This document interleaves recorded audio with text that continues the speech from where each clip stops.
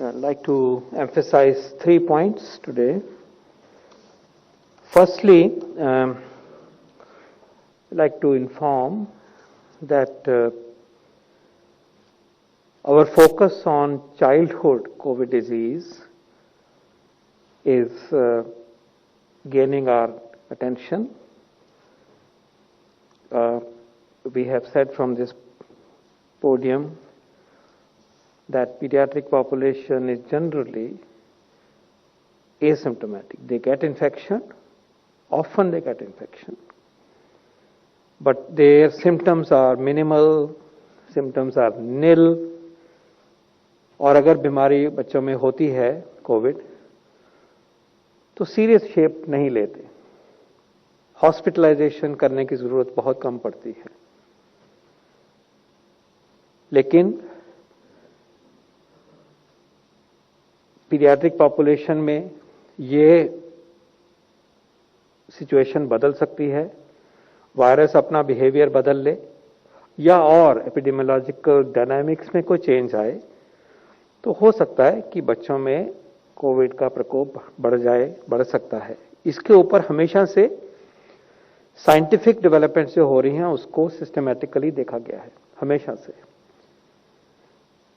और जैसे डेटा हमारे पास अवेलेबल है उसमें ये क्लियर इमर्ज होता है कि अगर हम देखें कि एडमिशन मेन कोविड बड़ी फैसिलिटीज में जहां बच्चे भी दाखिल हो रहे हैं, बहुत छोटी परसेंट में एडमिशन की जरूरत पड़ी है। कभी ऐसा नहीं हुआ कि हमारे पीडियाट्रिक केयर का जो इंफ्रास्ट्रक्चर है उसके ऊपर कोई बोझ, एक्स्ट्रा बोझ, अनयूजुअल बोझ ऐसा हुआ।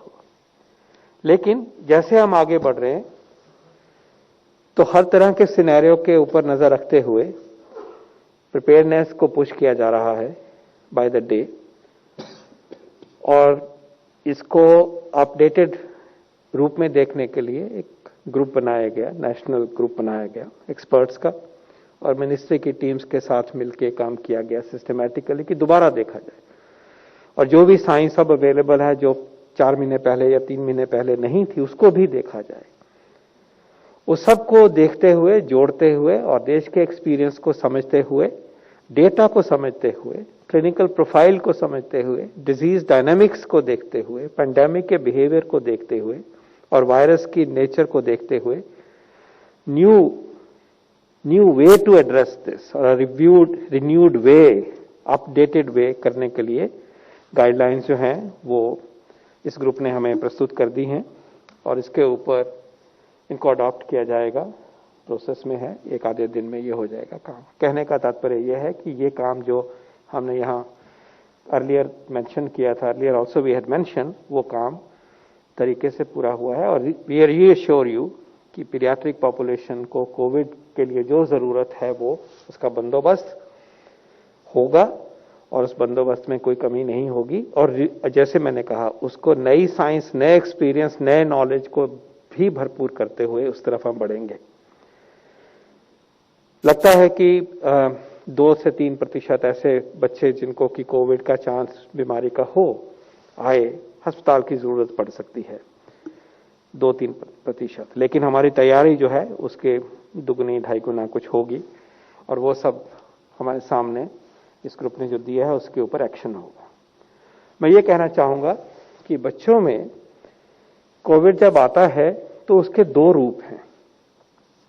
एक रूप जिसकी चर्चा मैंने अभी करी, कोविड की इन्फेक्शन हुई, बुखार हुआ, खांसी जुकाम हुआ और फिर सांस तेज चलना शुरू हुआ, निमोनिया की शक्ल में हुआ, निमोनिया बढ़ गया और ऐसा व्यक्ति, ऐसा बच्चा अस्पताल में दाखिल होगा बिकॉज लंग में आता है वायरस। एक तो यह स्वरूप है इसका।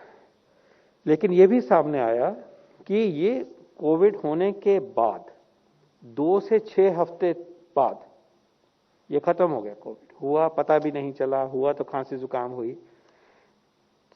रिकवरी के 2 या 6 हफ्ते बाद, 2 से 6 हफ्ते तक बाद कुछ बच्चों में थोड़े से प्रोपोर्शन में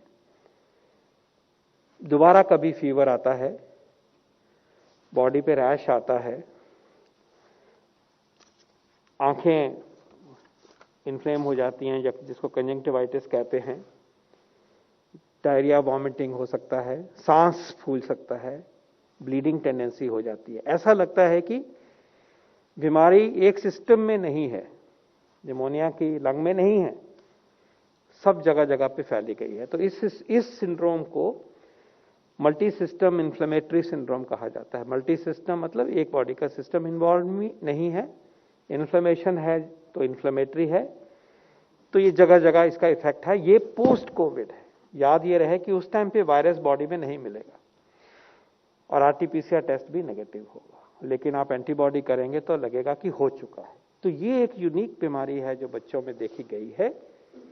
इसका भी पूरी जो अंडरस्टैंडिंग आज तक बनी है, उसको जो हमारे बच्चों के डॉक्टर हैं, स्टाफ हैं, उनको कैसे इस चीज को हैंडल करना, उसके बारे में भी जो गाइडलाइंस अभी तक हैं प्रैक्टिस में, उनको भी चिन्हित किया गया है।